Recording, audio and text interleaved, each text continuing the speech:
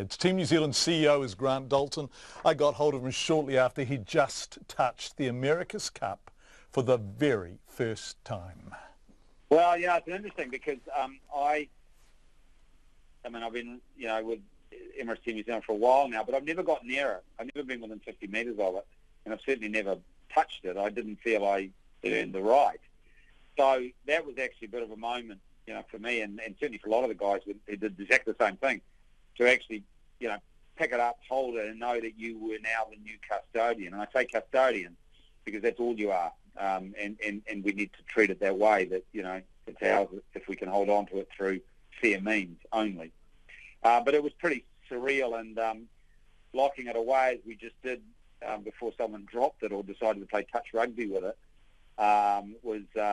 felt pretty good. You used the word custodian, and you also used the word fair, defending it by fair means. What do you mean, Grant? What will Team New Zealand do differently as the defender?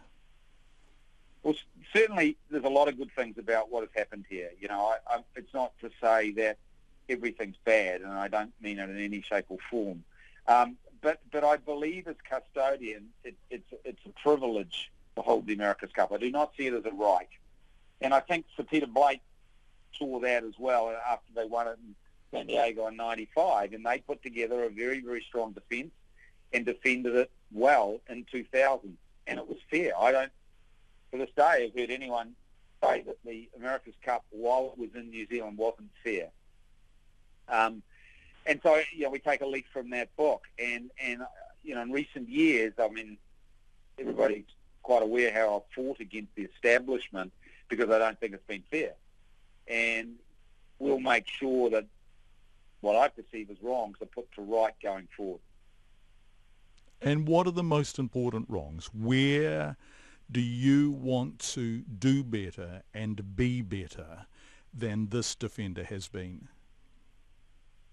Well, the defender, and some teams to a point, but particularly the defenders use money as a weapon. Now, this is the America's Cup, and it isn't going to ever be cheap. This is never going to be a dirty little beach regatta, not while we have it. But money should not be a weapon.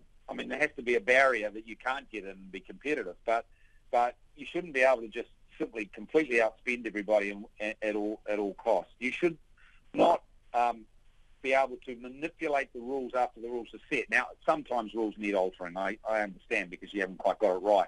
But to manipulate the rules as you go forward to your own ends, using your competitors because they're in your pocket as a means to help you, I just fundamentally don't agree with it. It doesn't happen in any other sport. This is special. The deed of gift, is the founding document. And I also believe quite strongly in the deed of gift, and what it says and what it has now was portrayed for the America's Cup for 160 or whatever it is years now. So really those fundamentals of fair play, fair cost, and the ideals of the deed of gift, and the way it was written when it was the America's Cup was donated to the New York Yacht Club all those years ago, need to be upheld in my belief. You've only just won it, and you must be just so elated, so happy, so full of joy, because, boy, it's been a hard road to this path, and today is a day of great triumph.